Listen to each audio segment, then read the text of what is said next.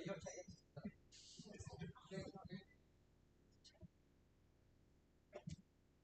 to the grand finals of.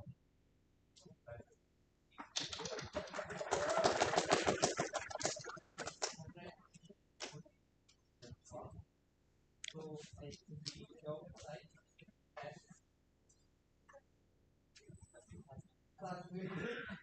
and the opposition side we have Astar.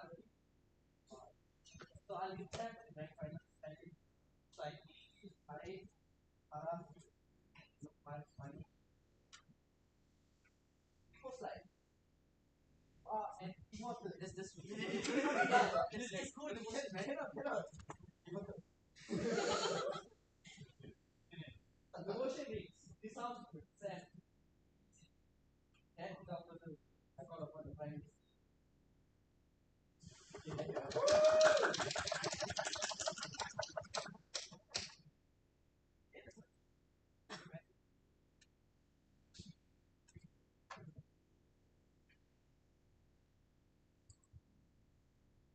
My test. True love never dies. Good morning to the panel of judges, opposition bench, and my fellow government bench. Today, we are going to debate about whether this House would accept the annexer. So the ultimate questions or the burden of proof in this debate is to debate about whether eternal reincarnations is better than straight being death. So I'll start off with the status quo first. The very first thing I would like to propose is if we don't accept the annexers, the wife is gonna experience immediate death and irreversible death. So basically, she's gonna die within hours, but not a peaceful way of dying. And this will be an absolute end of her existence. And I, as the actor, we have zero chance of experiencing future happiness in these relationships. So basically, I'm accepting the fact that I'm defeated, and I accept the fact that medical limitations is absolute. And I surrender. This is an act of surrender instead of giving up a fight. And the second thing that I will experience is nothing but loneliness. Because when my wife dies, I'm basically facing literal, but I have I'm facing literal eternity of grievings, of sufferings. And with that in mind, I might need to suffer severe psychological deteriorations. For example, madness and depressions. And not to forget that we are all humans. Even though I'm immortal, I'm still humans. And I'm part of the social creatures.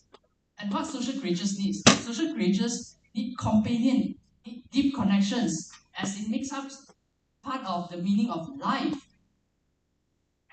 The opponents might argue that we can simply find another lover, simply find another partner.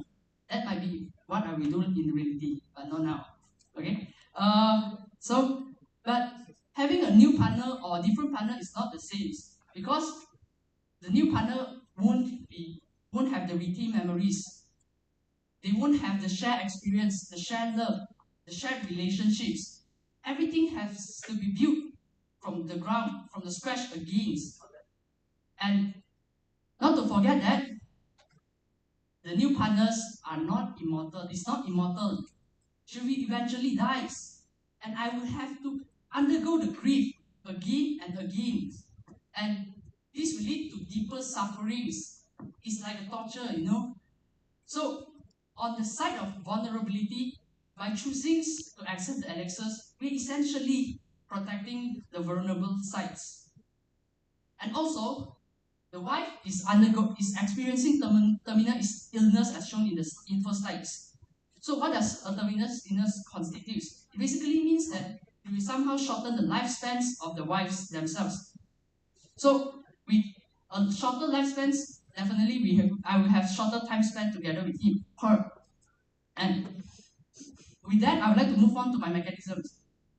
When I accept the annexes, That means my wife is gonna be reborn indefinitely. So when she's during the process, since I am immortal, I will have infinite time and probably infinite amount of resources to undergo research to find a solution to cure her disease. Okay, bear in mind that I'm immortal. As long as I'm alive, I will strive and get all help out to look for solutions that will possibly cure her disease. Because I'm a human.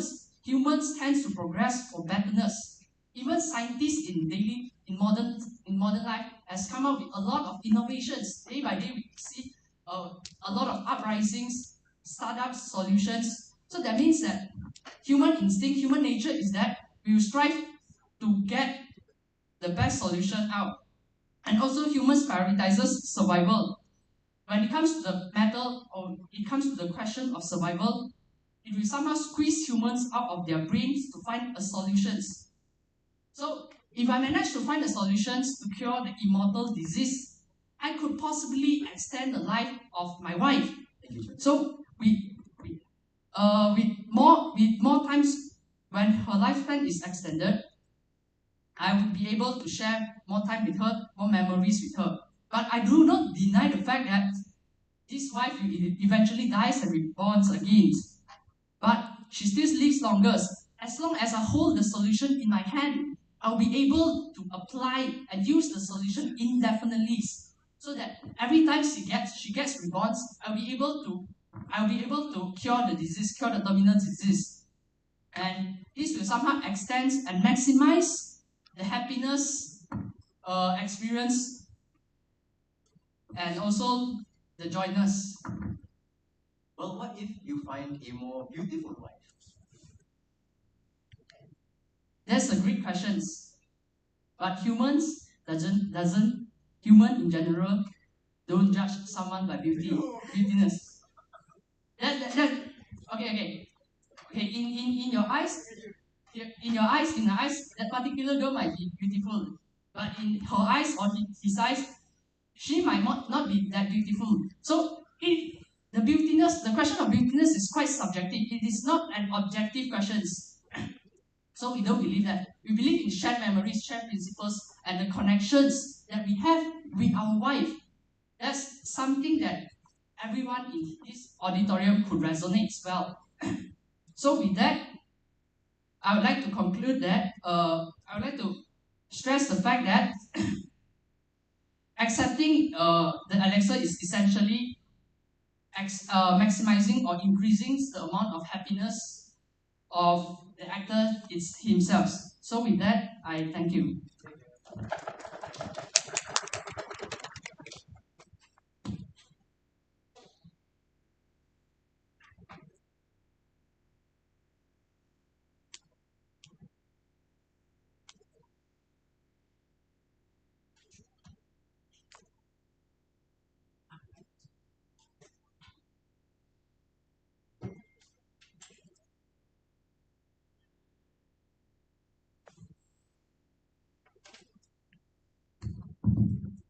No, that's okay.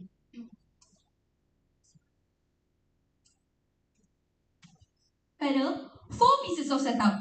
First off, based on what the opposition had said, is that you are immortal. When you are immortal, by right, life keeps on going forever to no end. And having that ability, you get to live the same damn experience over and over and over again. You can go find a new wife after this. But that's something else I will be talking about. Anyways, what are other methods for you to cope on? Know that you are immortal, you have endless possibilities. If I was immortal, right, maybe I'll try to jump off a cliff and do it over and over again because I'm mortal. That's something I cannot do since I'm mortal. But yeah, being an immortal person, I will be bungee jumping without a parachute.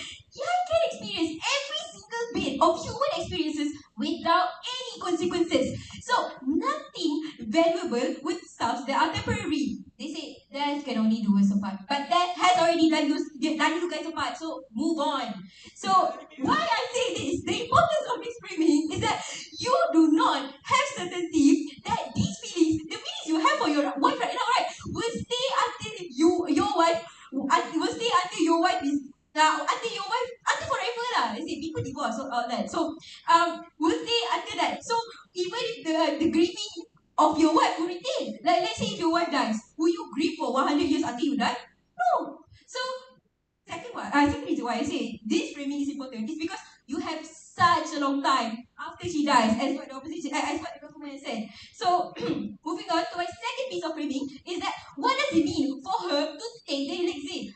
You are damning her to an existence where every single of her life where suddenly she will get visions of her during her when she was 10, 11 years old. She will get visions of that, and then like imagine you're living normally right now, and then you're getting visions of that, and then you're telling to your friend, oh, I feel like I've been in Spain before. I feel like I've seen a version of myself in Spain before. And then people say, wait, you're Malaysian. You're crazy. You're being crazy right now.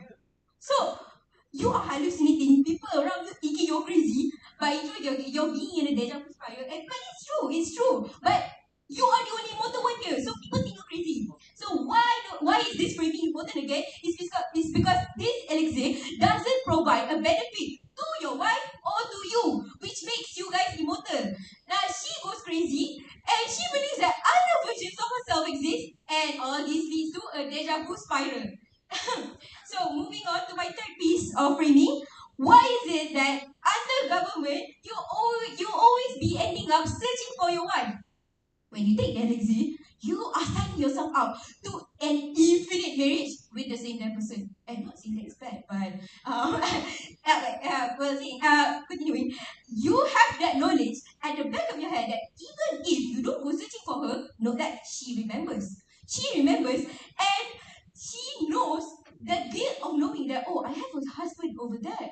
And she remembers your full name, your address, and maybe even your mom's phone number. So she will make an effort to search for you. She will make an effort to search for you. Like it or not, she will come to you right up and say, oh, you're my husband. In my pasar. Let's get married. Even if she doesn't, right? You will feel like shit. Because you left your wife behind. Either you're haunted for the rest of your life, or she comes haunting for you. Is that good? No. So moving on to my last piece of framing. What does it mean for her to know that she will die with chronic illness? Two possibilities. First, one in which the wife does not find out that she has to die. Now, why do I say this is bad? This is because she will go into another feeling of paranoia where she will die at one time, and it will most likely be very painful. She knows that if you know you're going to die anyway, wouldn't that be very painful for you? So, second reason, she will start believing that there's no reason in anything she's doing. There's no reason for her to sit up for the exam. There's no reason for her to go work. There's no reason for her to do anything. Because she knows she will die, and it's because of chronic illness. Okay, so anyways, what does this do? Two reasons. This leads her to confront you about the truth. Second possibility of this is that she does not know when she will die, but she knows her past self developed chronic illness. Now, what does this do? First is, she will end up confronting you about the truth of the elixir. What is going on? She will definitely ask her husband because you are the person of close proximity of her. And second is, at this point, you will tell her, oh, actually, I gave you the elixir because I want you to live a long, long life. And as a good husband, you tell her the truth, right? But when you tell the truth to her, as a partner, the truth is broken. Okay, so moving on to my... So that's not good lah. So moving on to my first argument, why this destroys your Kantian duty. Kantian duty is when you ought not to use people to your own means, and to the means to your end. Regardless of utility, you cannot use other people for your own sake, just because you feel good about yourself, just because to make yourself feel good about yourself. So just because in this context you are immortal, you ought not to think that you have the rights to take advantage of someone's life, to play around with someone's life, regardless of the fact that she's your wife or not, regardless of the fact that you love her so damn much. You have no rights to do that. What are the examples to situations that you ought not to use someone else? Is that first is human shields, and second is you cannot torture terrorists for information, and last one is dissecting a healthy person for the benefit to save a mentally ill person.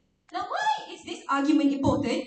This is because you will live the rest of your life suffering with the feeling of guilt deep in your heart that another person is suffering because of you. You have to end up watching the person that you so-called love.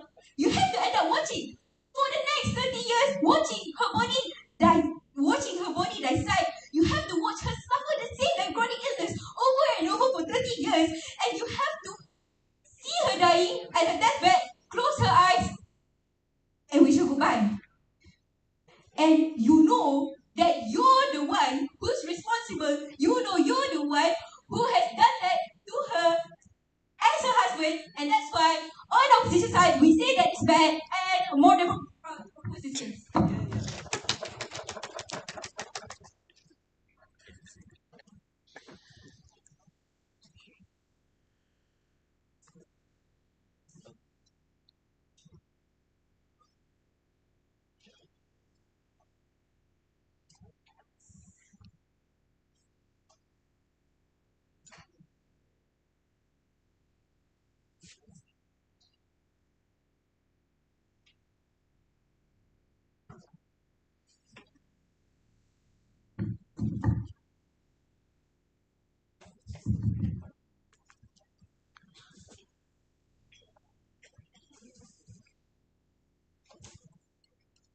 Alright, starting your speech in 3, 2, 1. Alright. Today I stand before you to propose the motion of this House would accept the elixir. Alright. Now in this motion I would like to propose 3 ideas and arguments on why I believe that we should actually take the elixir. Okay, firstly, a few rebuttals on the opposition side, which firstly, they have been speculating for a few rounds on the initial idea is that they speculate that the grieving process is not long at all. Let me tell you, if you are immortal, essentially now you have to imagine the fact that you are now immortal, okay? Essentially, when you are immortal, you love a new person, she dies, you repeat. You love a new person, she dies, you repeat. Exactly. Now, the idea here is that the grieving process is not long. It's essentially a speculation because A, when you love someone truly, the grieving process is actually going to be really long because until you find that actual person, until you have that shared memory truly with them, the grieving process is going to be really long because now you believe you cannot find someone close to that at all. Essentially, the shared memories you have with your wife at that time will only be unique to you both at that time. Now, moving on to my arguments, which is to consent and memory heuristic. Hold up.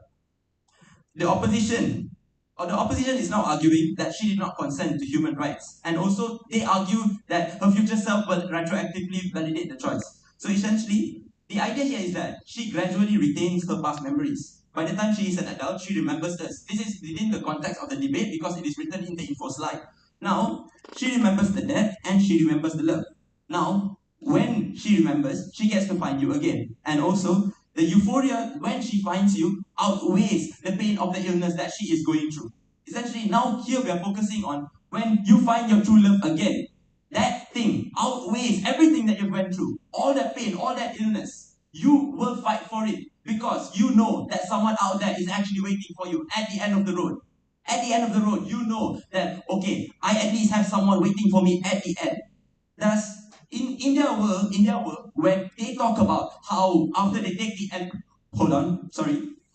and also at the end of their world, they essentially talk about how death is that end of that possibility. Essentially, when she dies, there's no more ways to get her to come back to you all over again. But taking the elixir is essentially the preservation of possibility. In terms of weighing in terms of possibility of finding your true love again, we win because we believe that true love completely outweighs the fact of not having your true love at all.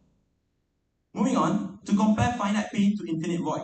Yes, it is cruel to let her die, and by bringing her back, it is essentially very cruel. Yes, we do agree on that stance, but essentially the idea is that they are wrong about the math of existence because all human life is terminal, regardless of whether you live for 25 years and you die because you have terminal illness, or whether you live until 80 and you die of old age. The idea of terminal illness just shortens the duration. Thus, it negates the experience entirely. In between birth and death, there are multiple joys in life. and she gets 15, 20, or 30 years just to regain her memories. And in that meanwhile, she gets to enjoy all the joys of life again. Essentially, by stripping on the... Hold on. So, idea is that when we live for 15, 20, or 30 years, she essentially gets to enjoy every single thing in life all over again. She gets to wake up from her bed every single day and get to see the sunset. We essentially give her that possibility of choice just to wake up and see the sunset, just to feel the warmth of her bed, just to see another lover all over again. We are essentially giving her the possibility of living her life forever, from start to finish. The status quo is that she gets 0 if she dies. The void is not peaceful. The void, when she dies, is not peaceful. It's just complete nothingness. What happens to you when you die? You're gone, just lost. Of course, people remember you, but no one's going to keep track of you at the end of the day. Some suffering is better than completely not existing. And finally, the immortal curse, the curse of loneliness. The idea is that we are in a cycle of grief as an immortal person. We fall in love and die and repeat, centuries upon centuries. Essentially, we will detach from humanity. We as the immortal person will detach from humanity to stop the pain. Now, we'll be a cold, unfeeling monster. This is essentially the Dr. Manhattan syndrome. Now, the idea here is that she will be the constant. When she is the constant, she retains her memories. And when she retains her memories, she will essentially be an immortal being hopping on between several bodies. And she becomes the only other being that can truly understand you. Now, when she is the constant, the elixir provides the only thing the universe has denied you, which is true love. And also, you can save her from the infinite void while you are saved from madness. Yes, I'll take one to your wife. If you get tired of your wife, what do you do? If you get tired of your wife. Yeah, okay, see, here's the thing. Why would you get tired of your wife? I'm asking, okay, yeah. See, the idea is simple, alright? The idea is that when you get tired of your wife, then, okay, you are immortal. Okay? Why are you going to get tired of your wife? No, okay, of course, the idea is that you are immortal. Yeah, sure.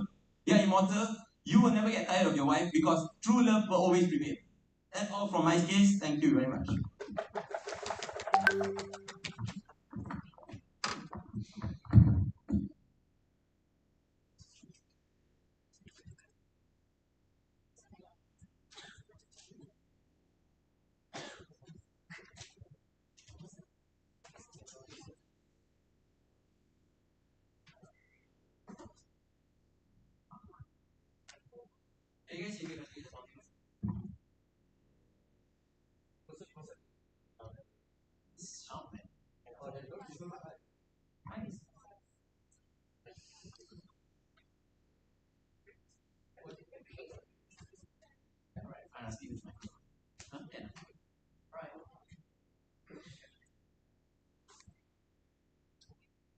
True love does prevail.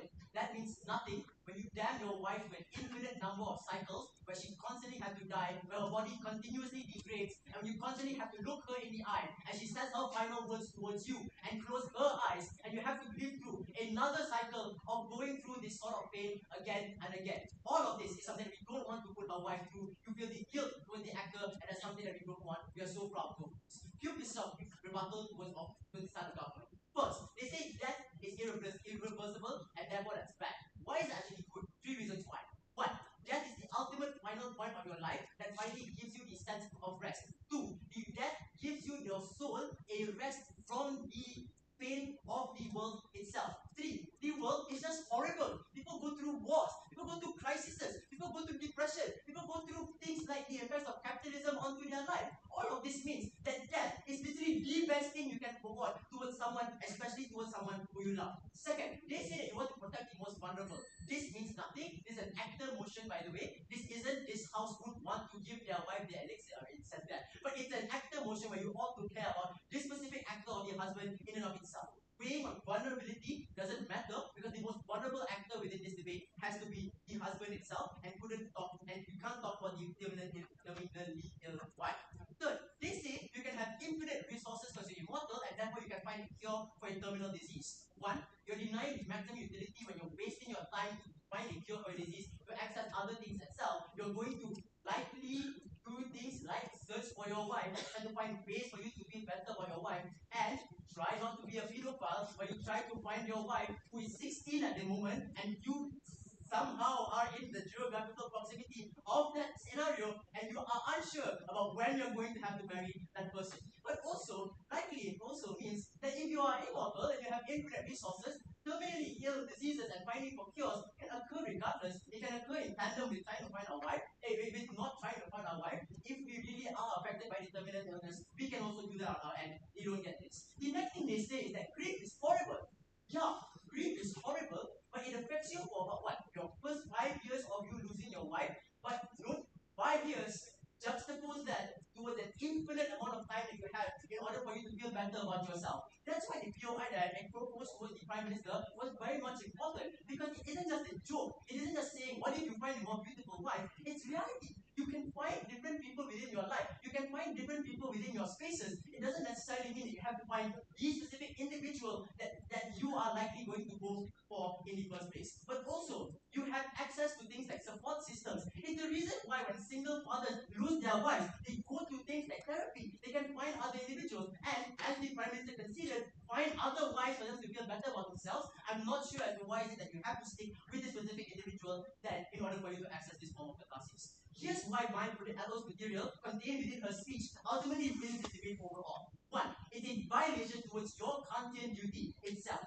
Why is this important? Because you're using your wife as a means to an end for you to feel better about yourself.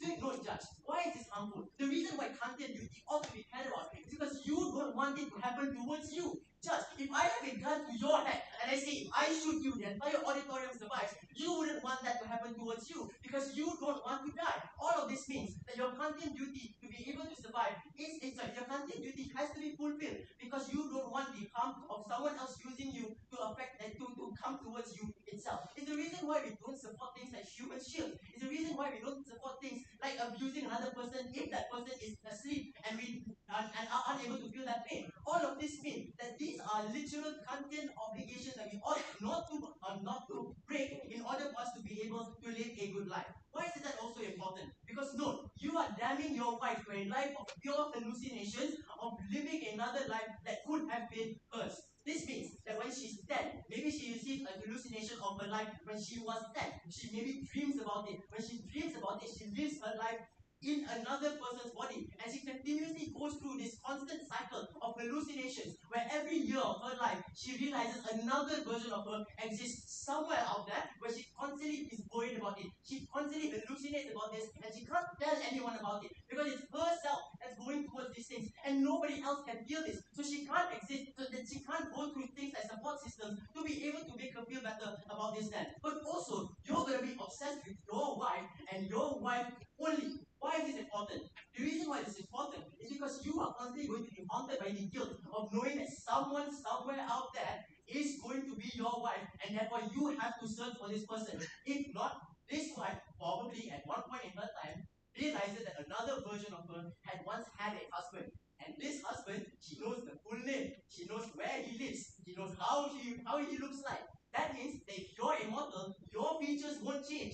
She can just go and find you and literally force you to marry you at that moment in time. So on their end, you'll be stuck with them, with that person, and you'll be stuck with your wife for the longest time within your immortal life then. But also, it's just the knowledge of death itself. Don't judge. The reason as to why that this is harmful is because at one point in time, your wife's going to know that she has terminal illness. At one point, she knows that and she's going to die after a few years. This means that at one point, she will come towards you, look you in the eye, and say, "What did you do to me?" And you have to tell the truth because you're a good husband, by the way. So you have to tell her that I put you and gave you elixir and damned you to a life where you are going to have to go through the same cycle of death where the previous version of you has gone through it. You are going to go through it, and you in the current version and in future versions of you are going to go through it. This means that her soul will never be given a rest. She will constantly give you that sense of guilt that you have given her that death existence. The POI that I asked the DPM was also important. What happens in the end when you want to stop the effects of this elixir? There isn't any reversible effects that happens then. But here's the contribution on our end. It's a bit messed up. But look, here's why you get limited wife potential. Note, the idea here is the info slide says you have geographical randomness of your wife. This means currently maybe your wife is Malaysian, But maybe the next wife you have is in Afghanistan, and you have to go through the Taliban in order for you to find your wife and to be able to marry her. This means that constantly you're going to go around the world trying to find different versions of your wife in different geopolitical situations. Maybe your wife next time is a poor person or a person within a war. All of this means that you have to Deadpool your way to find your wife because you're indestructible, right? That means you have to constantly try to find your wife. Then you have limited wife potential under our world. You don't care about this specific wife. You can just go find another one who is more close to you. It's so much easier for this person. You don't want to put this actor through this form of pain.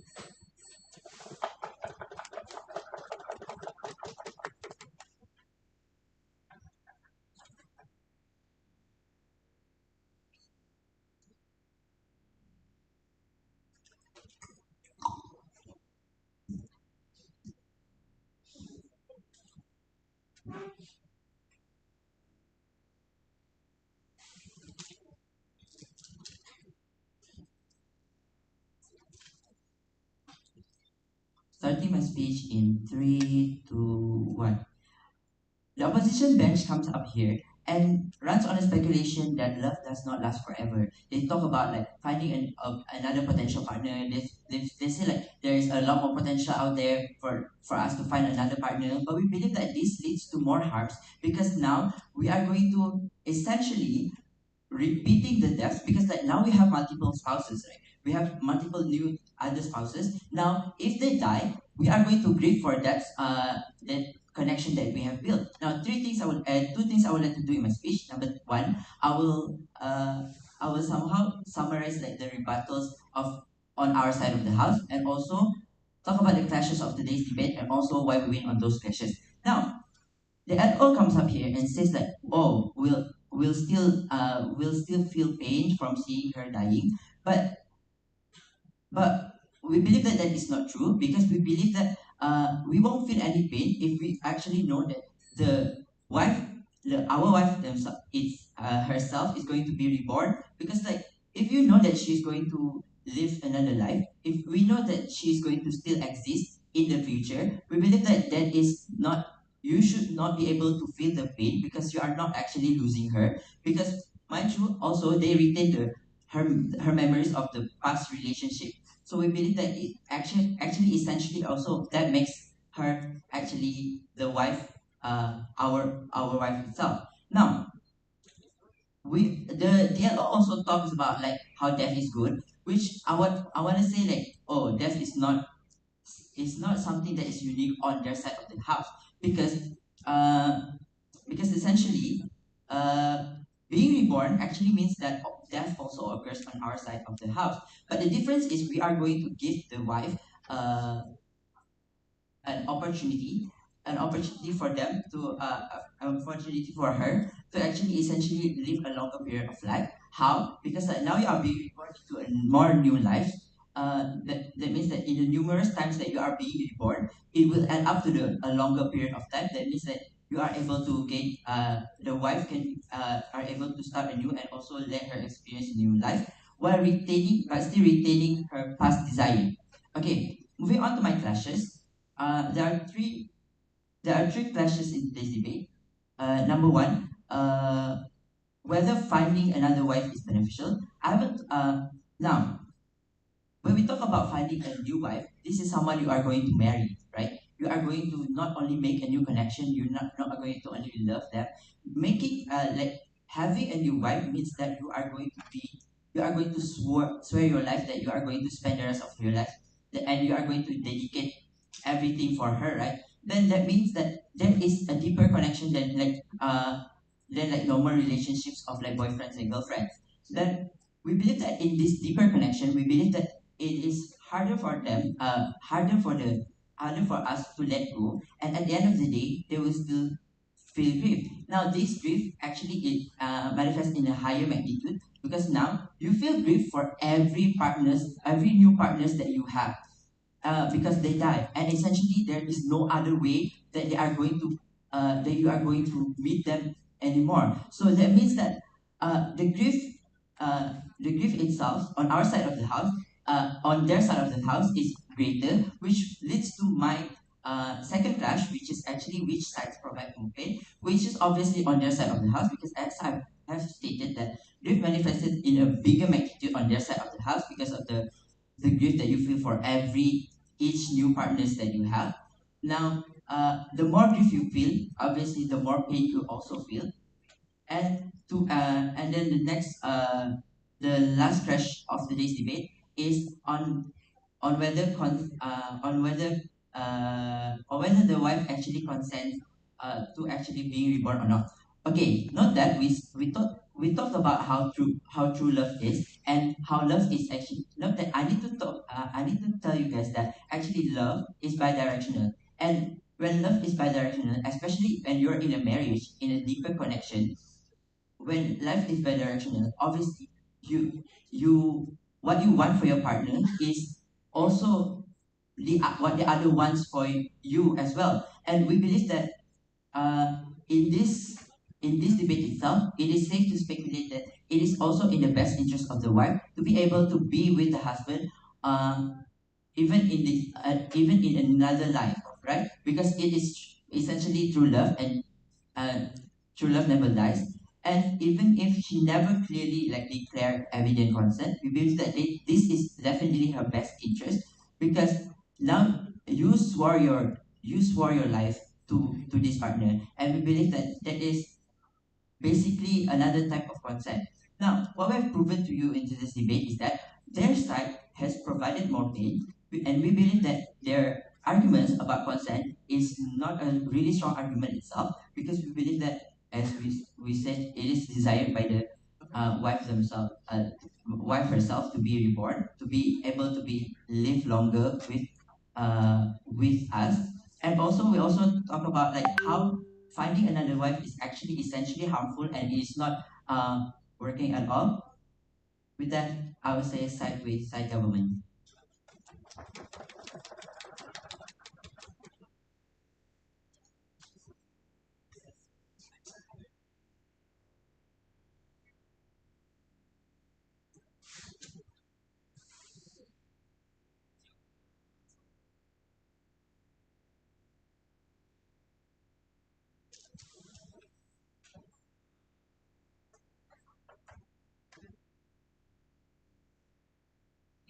I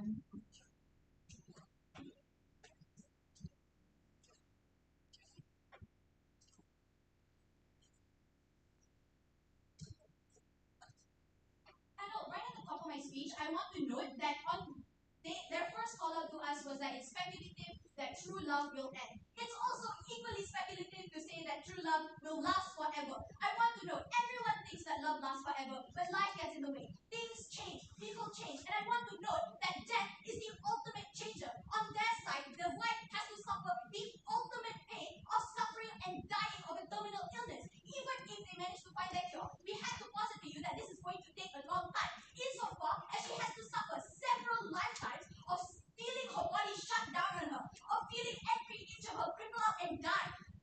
Insofar as her body is working against her, and she knows for a fact that it is her husband, the one who claims to love her, that put her in this position, that put her in a position to die, to feel the pain of suffering. Even if they want to argue that consent is given in wedding vows, I doubt at the moment you give your wedding vows to someone, you are thinking, one day I'm going to die a terrible, painful, awful death. And this death, after which he is inclined and he has a right to then say, yes, come back to life, come back, be my wife forever, and never be anything else. You are damning this woman to an existence of solely being a man's wife, of being an instrument towards his pleasure. You are saying that her only role, her only the only reason she has to live, the only reason she has to live past this point of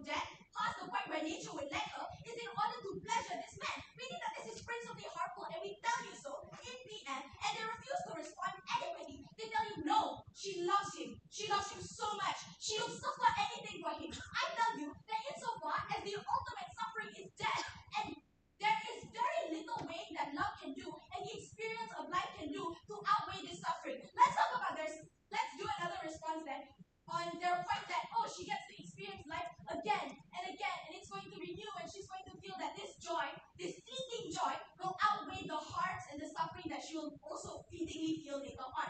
Let's weigh this out, right? Insofar as immortality, and they acknowledge this in their speech, that the repetition of experiences, that constantly seeing the same sunset, constantly seeing the same horizons, experiencing the same suffering over and over, we tell you that insofar as this is true, she is also likely going to be disillusioned with life. Furthermore, she has the cognitive dissonance of experiencing all of her 100 past lives at the same moment as her 101st life. Insofar as this cognitive dissonance is incredibly painful and incredibly harmful, which they do not contend against, insofar as she has to suffer this, I doubt that she will be able to spare the capacity to then consider, hey, wait, actually the sunset is really pretty and I ought to live for my husband. It is incredibly unlikely, and at no point do they tell you exactly why true love is so potent that at the point where all of this suffering exists, this suffering which she can directly pin on her husband, at that point, why exactly then the husband himself does not feel an immense amount of guilt for putting her in this position? Because no, she will have to externalize these experiences. She will have to tell him about this because he is the only one who could possibly understand. He is the one who put her in this position. Insofar as she is 9, crying in a classroom, overwhelmed and overstimulated because she just had a flashback to 70 different math lessons on the exact same time, insofar as this suffering happens, the only person who can offer her any amount of solace is her husband. Her husband, who has to avoid her for at least the first 18 years of her life in order to avoid being labeled a pedophile. Insofar as this suffering is incredibly potent, and if they want to argue that actually he loves her so much, I don't see how exactly he's going to circumvent or be able to rationalize within himself trading off 18 years of her suffering in order to get another 20 of his happiness later on. Because no, she will be fundamentally changed by these experiences. There is no way to guarantee that true love stays the same. There is no way to guarantee that these experiences and his grief also do not shape each other. Insofar as he is still grieving, he is still grieving a new person every time as well. Because no, judge, her life does not exist like once. She is constantly changing. She is not going to be the same every single lifetime. Insofar as she is changing and he is learning new things about her every single lifetime, he is essentially grieving a new person every lifetime. The difference here between on our side where the comparative is he is actually grieving different people, and on their side where he is grieving the same person who has changed enough that she is essentially a different person every time, is on our side we are not condemning a person, an entire other being, to this life of suffering and immortality. Insofar as they acknowledge that immortality is harmful in that it waters down your vision of life, in that it makes you feel less, that you feel that like experiences are less valuable by virtue of the fact that none of them are real and actual. Insofar as that they are able to acknowledge this, I don't understand why she wouldn't experience this. Insofar as they are both immortals, experiencing constantly the same thing over and over again, the difference between them is that she also has to suffer death every time. And she has to suffer death knowing that her husband put her in this position. They want to tell you that, oh, he won't feel grief because he knows she'll come back. If he really, really loves her, watching a person die in front of you is incredibly traumatic. If he loves her, he will be renewed every time. If he loves her, Panda,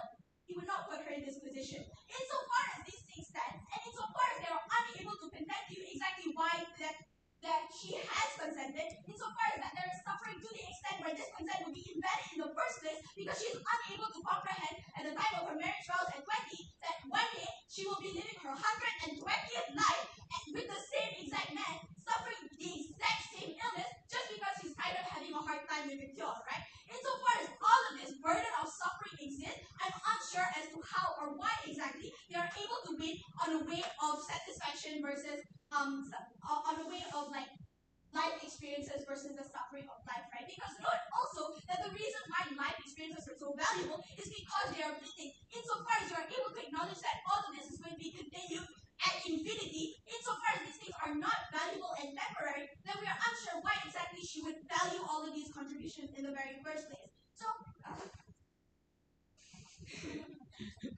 on the whole idea that, oh, it has to be her because she's the only one with these experiences, I want to note this is an immortal. He will always have different experiences. There is likely a gap in the rebirth regardless. She's going to have to relearn him and relearn his experiences regardless. Insofar as all of these things are true and unchanging, the only certain change on their side is that they have condemned a woman to suffering. Insofar as you love the girl, let her go. Thank you.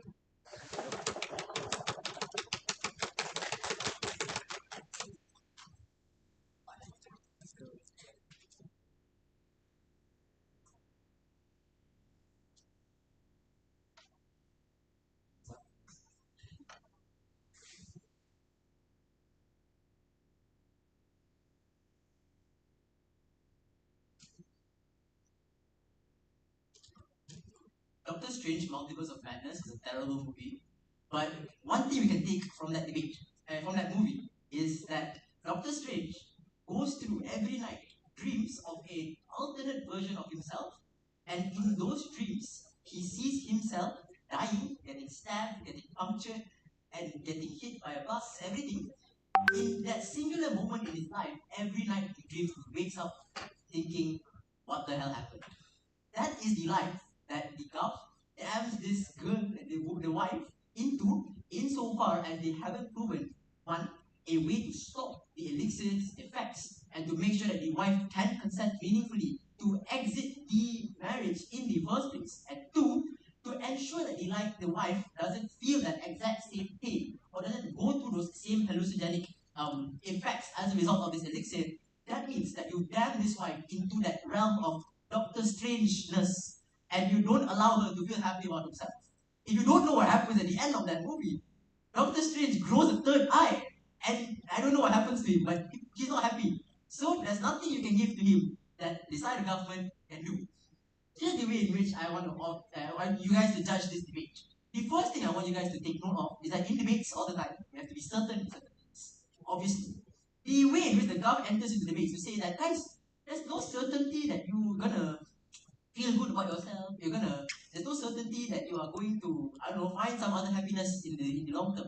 But to some degree, certainty is just non-existent in the debate because we're not the guy. I don't have a wife.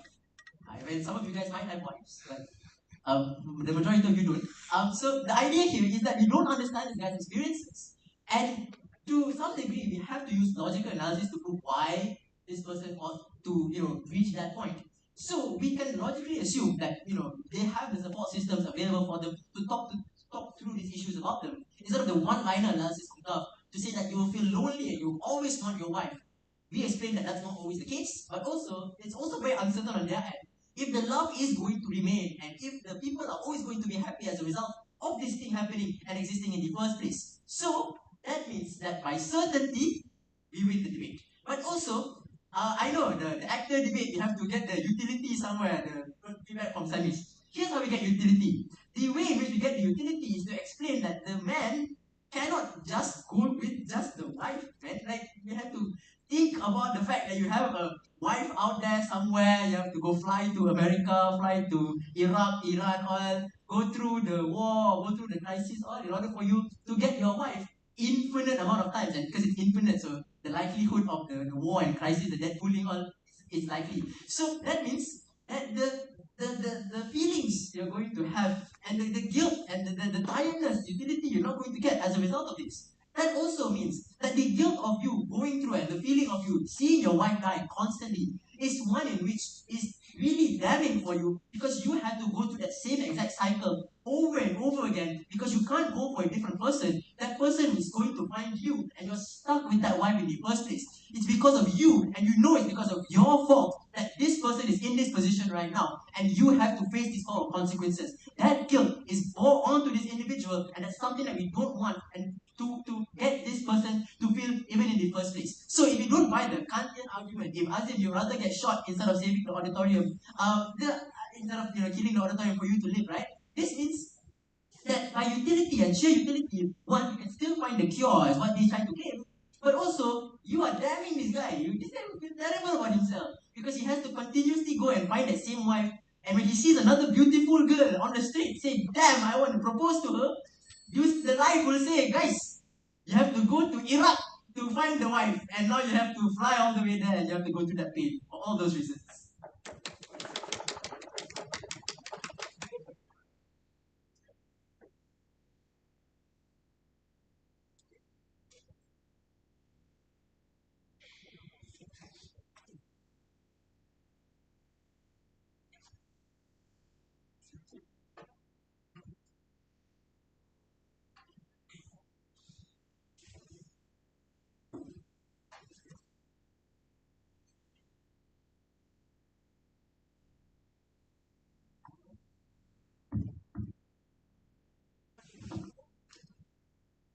Alright, so good day everyone. Allow me to summarize the entire case and explain why we win on our side.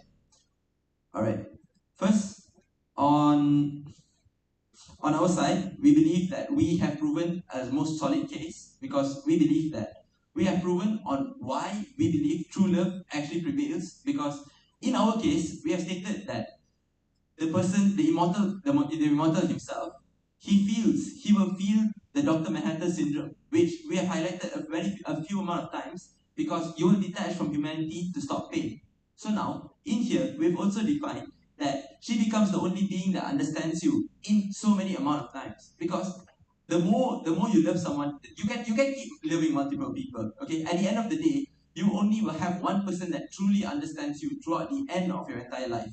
And also, on terms of weighing, okay, on terms of weighing on, well, possibility of her living, because essentially the idea is that by, okay, our mechanism also states that we give her a cure to her terminal illness itself. So essentially, by giving her a cure to her terminal illness, we are essentially undamning her from the life that they have been stating from all this while. Because essentially, the idea here is that by giving her a cure, we essentially make the girl, the wife in this case, the wife to live a life without any illness or any sort of issues.